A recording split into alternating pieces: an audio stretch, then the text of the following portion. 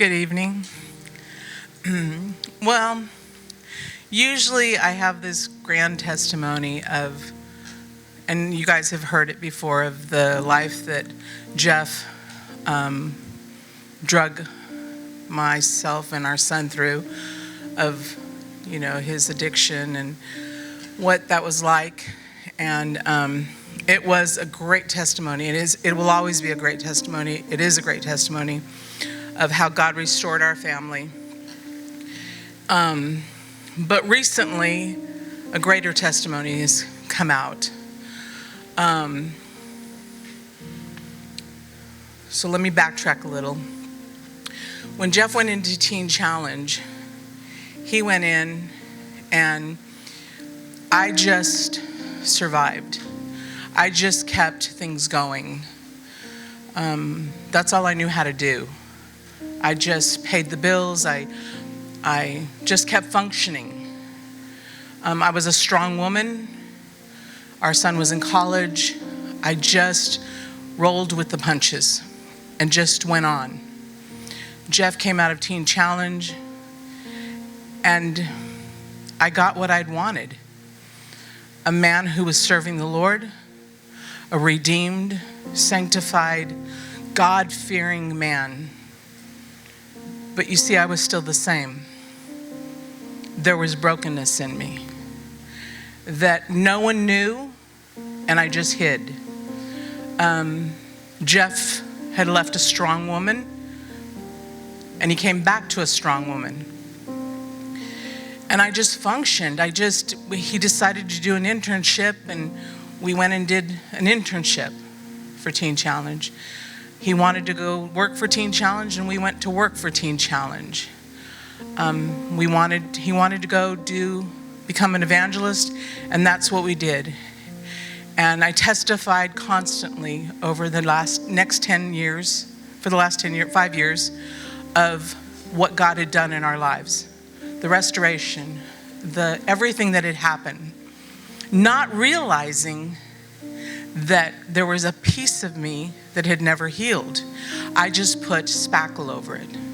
I just stood in front of men and women and said, look what the Lord has done, but God has restored this. And every now and then, pieces of the brokenness would come out in anger, in frustration, not realizing what it was. A few months ago, we went to a Freedom Weekend. And if you've been through Freedom Weekend, you realize that you dig deep. And I dug deep, didn't like it, didn't want to do it, wanted to leave because I didn't like any of the emotions that were happening, didn't want to deal with any of it, because first of all, why was I dealing with it? I had dealt with it already. But I realized in those 10 years, I had never forgiven my husband. Ever. I might have forgiven some of the pain. I might have forgiven some of the hardships that he'd put us through, but never had I spoken to him with my mouth and said, I forgive you.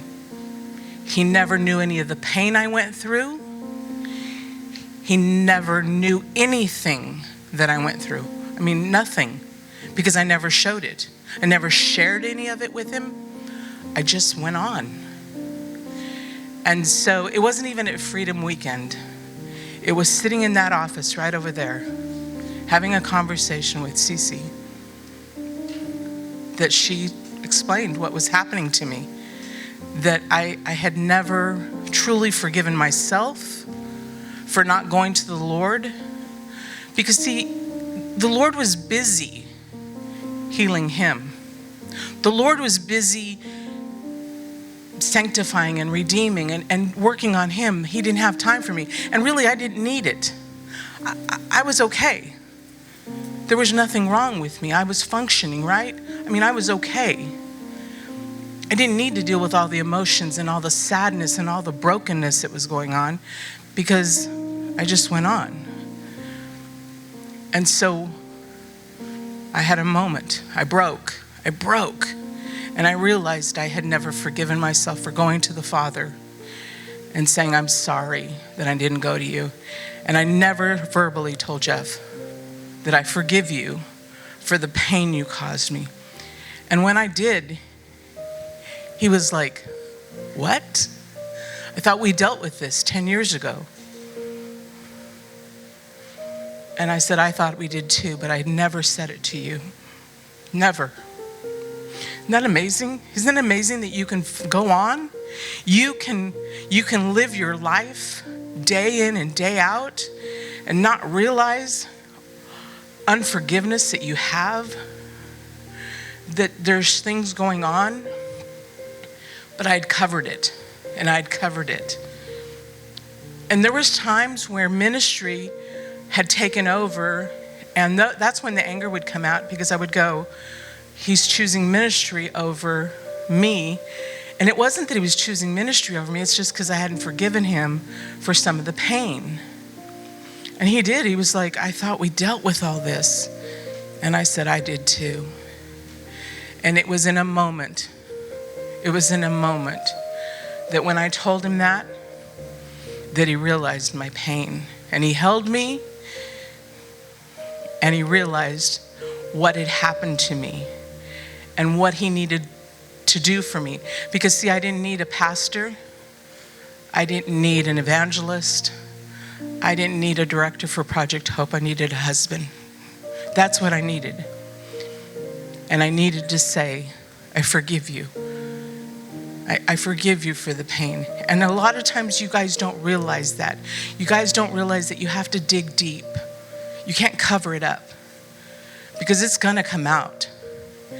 It's gonna come out one way or the other, in anger, in frustration, and you're not gonna realize what is happening. People get sick over it, physically sick, and you don't realize what it is until you realize what it is.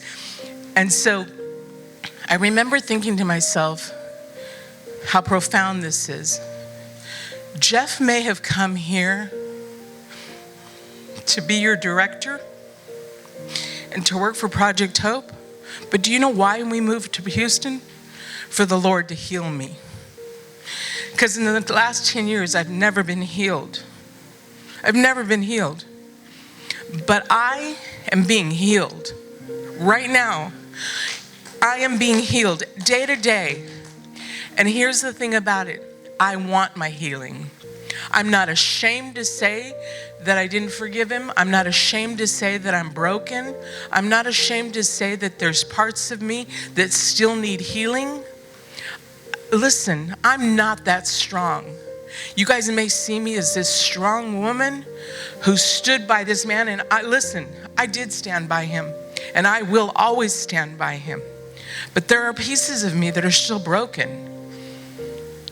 But I'm willing to let the Lord heal me.